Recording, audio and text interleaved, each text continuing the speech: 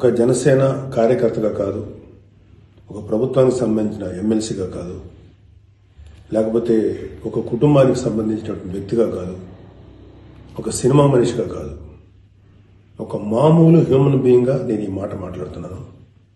దీంట్లో ఎవరికైనా సరే వివాదాస్పదం చేయాలనుకుంటే అది మీ వ్యక్తిగత ఇష్టం. కానీ ఒక విషయం మాత్రం మీతో స్పష్టంగా చెప్పాలనుకుంటుంది ఏంటంటే, ఈ మధ్యకాలంలో ఆడపిల్లల వస్త్రధారణ మీద చాలామంది కామెంట్స్ చేస్తున్నారు. ఓపెన్గా మాట్లాడాలంటే ఈ మధ్యకాలంలో శివాజీ మాట్లాడాడు.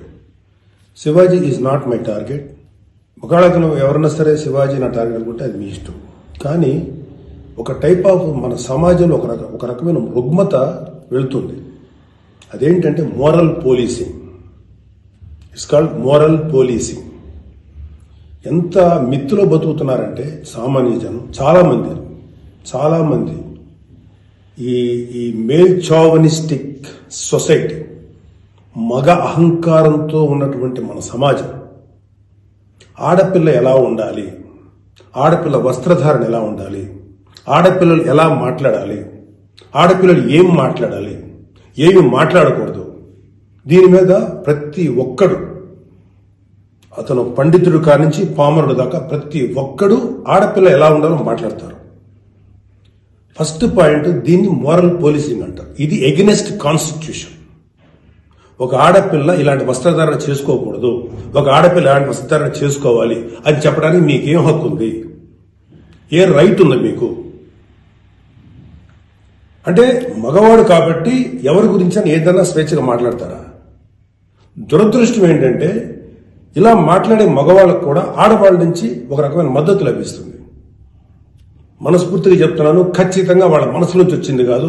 అందరి యాక్సెప్టెన్స్, భర్త ఏమనుకుంటాడో, ఆ చుట్టుపక్కల మగవాళ్ళు ఏమనుకుంటారో, ఇంకొక వ్యక్తులు ఏమనుకుంటారో అనే మాట్లాడే ఆడవాళ్ళే తప్ప ఇన్నరగా ప్రతి ఆడబిడ్డకి ఒక సెల్ఫ్ రెస్పెక్ట్ ఉంటుంది.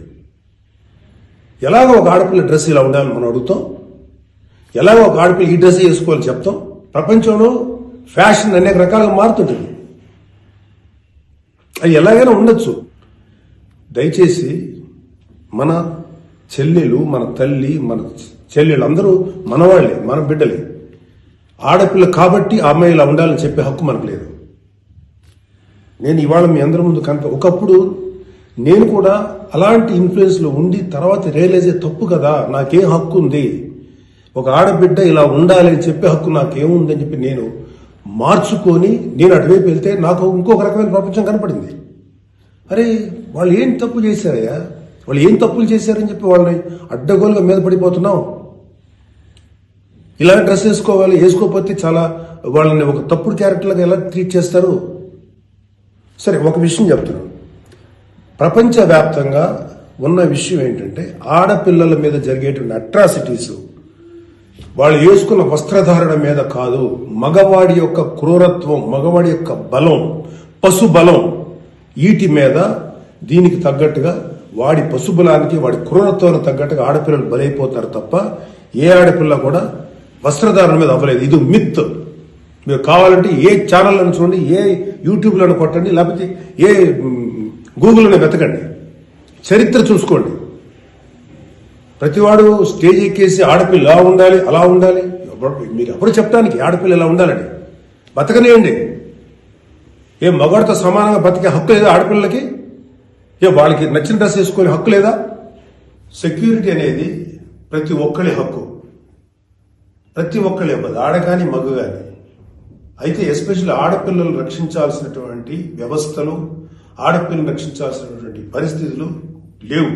అంటే మోస్ట్ ఇన్సెక్యూర్ ప్రపంచంలోనే ఇంకా మనం ఉన్నాం.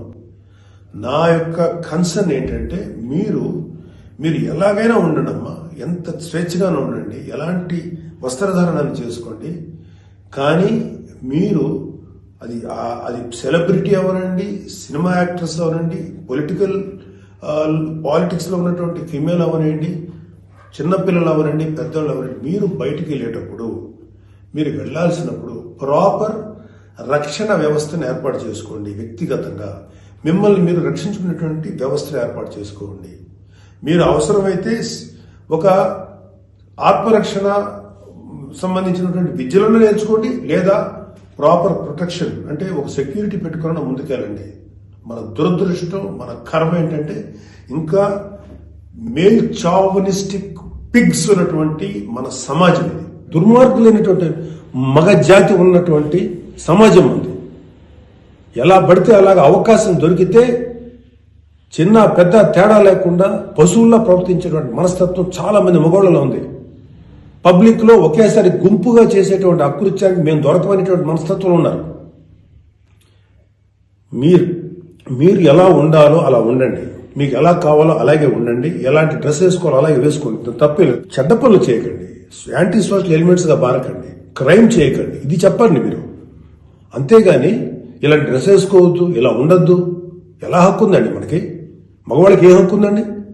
మహా చెప్పాలనుకుంటే అమ్మా మీ మీద ఎవరన్నా అటాక్ చేస్తే తిరిగి కొట్టగలిగేటువంటి శక్తిని సంపాదించుకోండి, డిఫెన్స్ నేర్చుకోండి. ఇది ఒళ్ళంతా బట్టలు కప్పుకున్న ఆడబిడ్డలకి ఇదే వర్తిస్తుంది. ఒక స్టైల్ గానో లేకపోతే ఒక మోడర్న్ గా ఆడుకున్న డ్రెస్ వేసుకున్న ఆడపిల్లలకి ఇదే వర్తిస్తుంది.